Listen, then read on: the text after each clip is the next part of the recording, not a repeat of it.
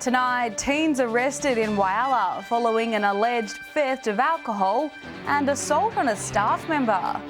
And with just days until voting closes in the local government elections, we reveal the dismal number of people who have voted. From our 7 Spencer Golf Studios, your nightly news with Madeline Kerr begins now. Good evening, thanks for joining us.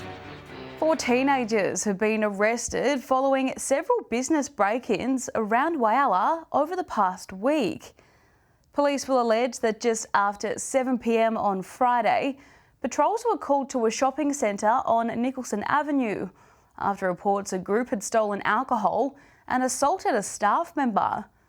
Police arrested 2 15-year-old boys from Whyalla Norrie, along with another 15-year-old boy and a 19-year-old man from Whyalla Stewart. All of the arrested teens were refused bail and remanded in custody to appear in court at a later date. If you're yet to vote in the local government election, you have missed the deadline to submit it through the postal system. Luckily, there is still time to make your vote count, with local councils encouraging residents to submit ballot papers in person, especially in LGAs with lower return rates. Time is ticking away to have your say. Yesterday was the last day to safely post your ballot papers to ensure they make it back to the Electoral Commission before the cut-off time of 5 p.m. on Thursday. But with 3 days left, voters can still fill out their packs and submit them to official ballot box locations across the state. So we've only a couple of days left. It's now important that you bring your ballot papers, put them into the council chamber, because putting it into Australia Post won't get to the Electoral Commissioner on time. So far, the Electoral Commission says regional South Australia has the best return rate of ballot papers this council elections. The District Council of Franklin Harbour, which includes towns like Cow, almost seeing 50% of residents cast their votes. Organisers say this is the kind of enthusiasm they would like to see in larger cities like Whyalla, Port Pirie and Port Augusta. About 33%, so only 1 in 3 people within the Whyalla community have voted to date, and being a voluntary election, we're really keen that people take the time to look at the ballot papers. While there are calls for more local residents to vote, regional centres have shown much greater interest in this election than metro areas. Adelaide's low uptake attributed to voter fatigue in a year full of elections. Local councils have a much bigger role in the lives of people in regional and rural South Australia than they do in the cities. Edward McCarroll, 7 Spencer Golf News. And as the local government elections enter the final days of campaigning, a Port Augusta City Council candidate has released his plan to revitalise the area. Michael McKinley is calling for more sporting events and reduced rents for businesses.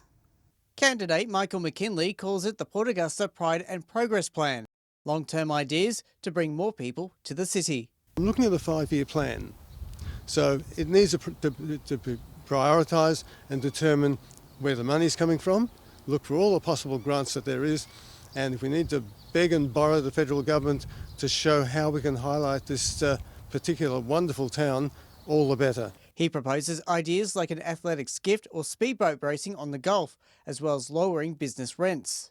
We can attract people from all over Australia to come to a small town like Stawell. Why can't we have the Port Augusta gift and do the same thing? Look, if it's a good thing, copy it.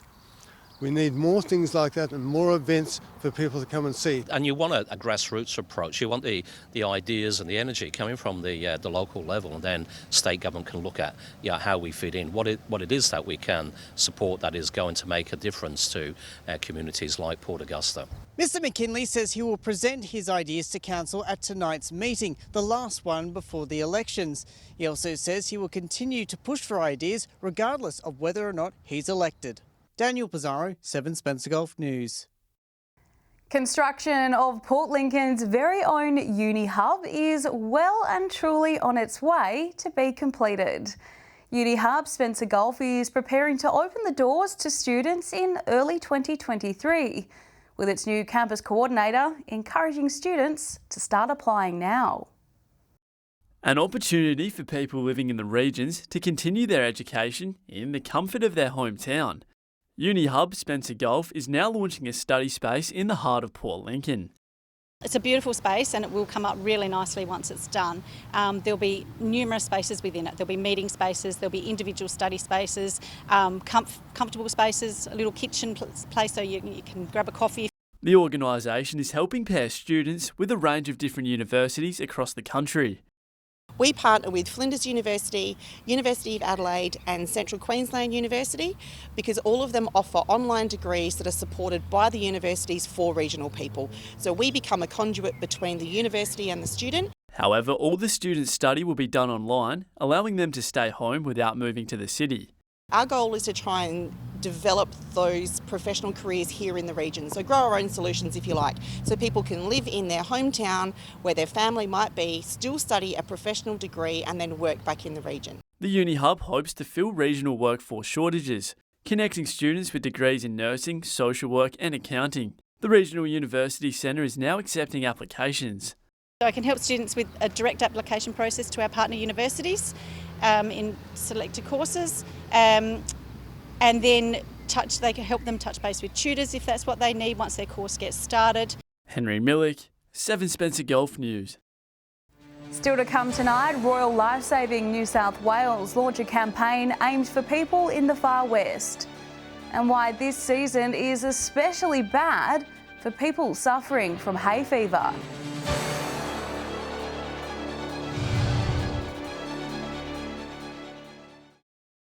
Welcome back. Royal Lifesaving New South Wales kicked off a new campaign today to stop the number of infant drownings.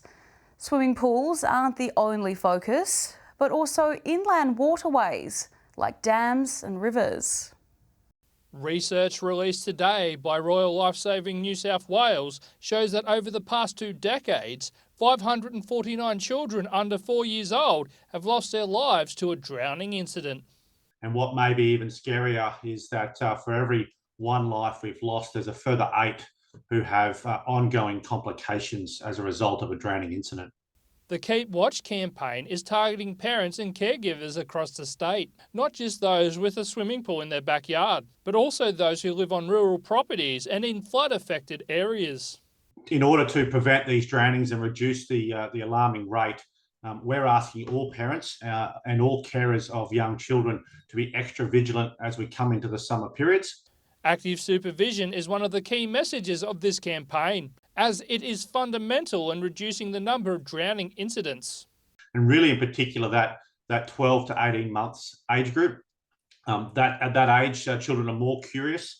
They've got more ability in terms of their walking ability and they're exploring their surroundings. Even the inflatable pool or a horse trough pose some danger, as it only takes 2 centimetres of water for a child to drown. So as you can imagine, with their inquisitive nature and getting out and about in those younger age groups, any bit of water can be fatal. For more information, head to the Royal Lifesaving New South Wales website. Joshua Mercer, 7 Spencer Golf News. Hay fever sufferers felt the brunt of symptoms today. Runny noses, itchy eyes, sneezing and a dry, scratchy throat. There's more pollen in the air at the moment, and paired with the warmer weather, health experts are warning those with hay fever to take precautions. Hay fever season in full swing this spring, a time when many find refuge indoors to avoid symptoms of itchy eyes and runny noses. This year's weather events not making things any easier. Hay fever sufferers are also vulnerable to spring thunderstorm events, which can also trigger asthma. And hay fever sufferers may be more prone to asthma. Hay fever affects 1 in 5 Australians, leaving over 4.6 million people left to sneeze their way through spring this year. Australia has some of the highest rates of hay fever in the world, with a combination of ryegrass, plains and changing weather patterns contributing to this unenviable title. With high levels of pollen in the air, symptoms can become extreme. The symptoms of hay fever or allergic rhinitis, as it's more commonly known to our physicians, include an itchy, runny or blocked nose, itchy or watery eyes. Allergens which may trigger symptoms include grasses, weeds, tree pollens and even dust mites. If hay fever symptoms start to infiltrate your life, health professionals recommend booking an appointment with your GP. It's recommended that people suffering from acute attacks of hay fever speak to their GP to obtain an accurate diagnosis and to follow their GP's directions for treatment. Henry Millick, 7 Spencer Golf News. And it's never too early for this next story. Nominations for Broken Hill's Christmas pageant are now open. Businesses wanting to register for a float or a stall have a few weeks to do so. City Council is hoping the event will return to its former glory as it was pre-pandemic. The event is scheduled to take place on Saturday, December 3 at 6 p.m, with an after party at Sturt Park, including activities and stalls for kids, and a certain Mr. Claus may also make an appearance to hand out presents. Contact Council to register. Stay with us after the break. The Silver City Workingmen's Club bring back their scholarship program and busy at work behind the scenes. 2 local footy club members honoured for their efforts.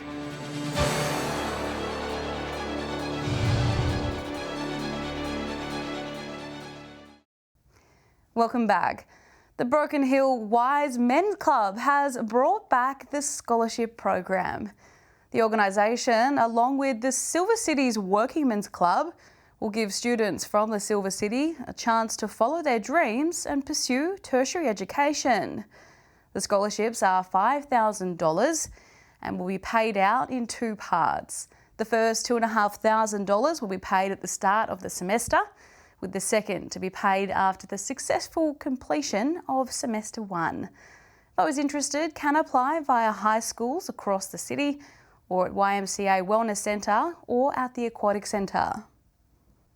Port Pirie Council is reminding residents that most soft plastics can't be recycled through your regular curbside recycling service.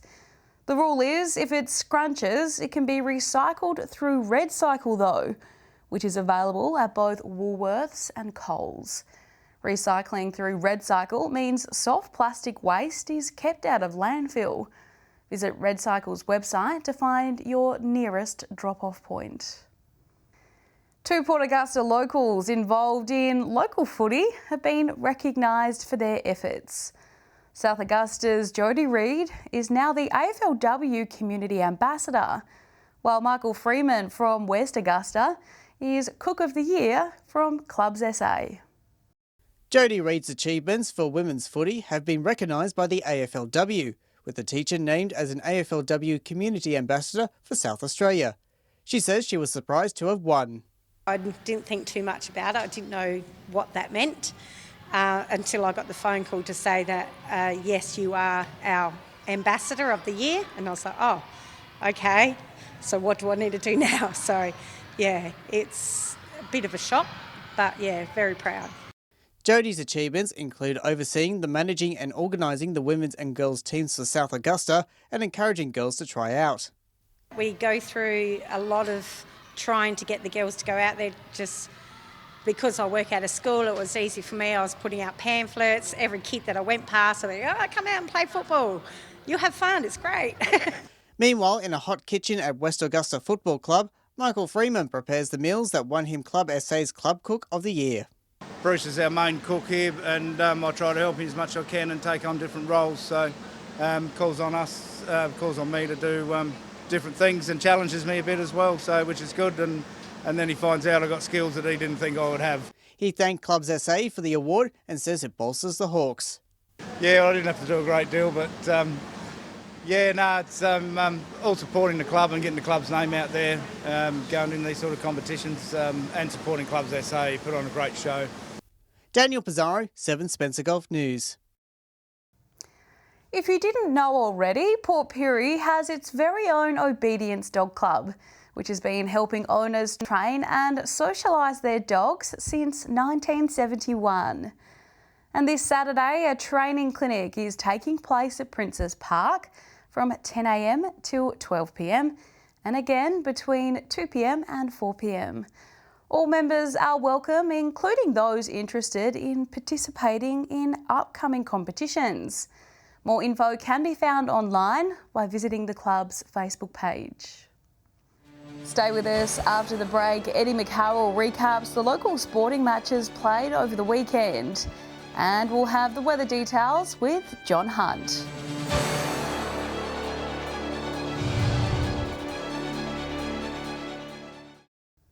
Welcome back. After a relatively quiet few weeks on the sporting front, it's now safe to say summer sport is well and truly underway.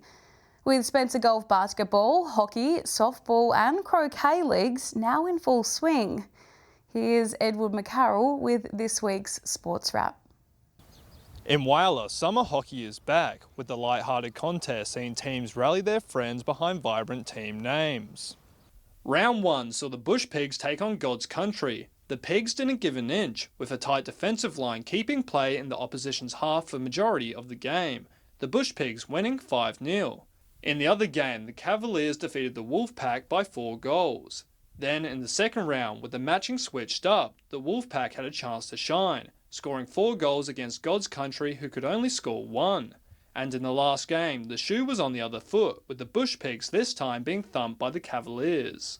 Switching to basketball now, last night in Port Lincoln, after a close contest, Tasman just edged ahead of Lincoln South to win their match by 1 point.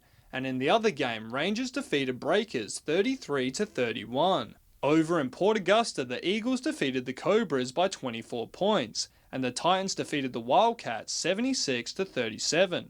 The Port Augusta teams will be back on the courts tonight in an hour's time, where the top of the ladder teams, Titans and Eagles, will face off. On Wednesday night, Port Pirie dominated in the Northwestern Croquet Pennant. The first team, made up of Mervyn Nader and Barry Hutchinson, took 26 hoops to defeat Crystal Brooks' team of Erica Young and Barb Russell, who could only get 10. In the second game, Lou James and Pat Norton for Port Pirie took 26 hoops to once again defeat Crystal Brook, with Kelvin Bowman and Laureen Sanders only managing to get 9 hoops. Over to Port Pirie softball now, where Jackie Beasley celebrated her 100th game for Checkmates over the weekend. Their game against the Solly Cats was riddled with injuries, allowing the Cats to easily pull away from them, with some amazing home runs pulled off by Sophie Dimmock's and Christy Young's incredible Grand Slam, which saw her finish with 3 safe hits from 4. Solly's defeated Checkmates 11-1. The other match was also a landslide, with the Tigers unable to find their mojo both when batting and fielding. With this, the Cougars were able to defeat Tigers by 11. That's it for this week's Sports Wrap. If you would like your team's results featured in our bulletin, please contact us through our Facebook page. Thanks, Eddie. Time now to take a look at what's happening in the weather with John Hunt. John, another hot one today. A beautiful day indeed, Maddie, especially if you were able to spend it outdoors. Bizarrely enough, Port Lincoln was warmer than Port Augusta. We just don't see that very often. 33 was the top in Port Lincoln, 32 in Port Augusta. Coober Pedy reached 34 degrees around 3:30. Looking more broadly at today's weather map, just about everywhere cracked the 30s, except for Broken Hill. The Silver City recorded a maximum of 28 degrees. 31 in Port Pirie, 32 the top in Whyalla, 33 in Woodna and Kadina. Taking a look at the satellite image now, and a low pressure trough over the west of South Australia will continue to move slowly eastwards to reach eastern parts on Thursday. Another trough will move across from the west later in the week. Moving on to tomorrow's outlook now, and we'll start with the Gulf waters. Winds tending northeasterly 15 to 30 knots, seas between 1 and 2 metres, and a south to southwesterly swell around 1 metre. Possible storms in Port Lincoln tomorrow between 18 and 29 degrees. Possible storms in Cleve between 22 and 33. Woodna heading for a stormy top of 34 degrees. Similar conditions in Whyalla as well, a muggy top of 33 tomorrow. A shower or two in 36 degrees in Port Augusta. 31 in Kadina, down to 19 tonight. Port Pirie possible storm 33, 30 degrees in Clare, mostly sunny in Broken Hill, heading for a top of 32 degrees. Taking a look further through the week now, and Broken Hill will feel the effects of the storm conditions a day later than the rest of the Spencer Gulf. Possible storms in 32 on Tuesday. Partly cloudy conditions elsewhere, 29 in Port Augusta and Woodna, 26 in Port Pirie, 23 in Whyalla, sunny and 34 in Coober Pedy. Moving on to Friday's outlook now. Possible showers around Port Augusta, Woodner and Port Lincoln. Fairly different temperature-wise though. 36 in Woodner, but just 22 in Port Lincoln. Sunny and a top of 28 in Kadina. Partly cloudy and 32 in Port Pirie. 31 in Broken Hill. Taking a quick look at Saturday, and it's looking like a wet weekend. Temperatures between 27 and 37 degrees. Possible showers and storms across most of the region. 35 in Port Augusta, 32 in Whyalla, 31 in Adelaide. And that's all the weather from me for tonight. I'll see you a little later with an update. Hope you have a brolly handy tomorrow. It's back to you, Maddie. Thanks for that, John. And just before we go, let's take a look at how our reporters' Movember efforts are going. We're now 1 week into the month-long mow growing experience, and Henry, Eddie and Daniel's facial hair is coming along nicely. Movember is a charity event raising money for men's health issues. If you would like to donate to our reporters, head to our Facebook page and look for the pinned post about Movember. We'll check in next Tuesday with Week 2's progress. And that's all the local news this Tuesday. I'm Madeline Kerr. From all of us here, thanks for joining us. I'll have updates a little later, but until then, enjoy your evening. Good night.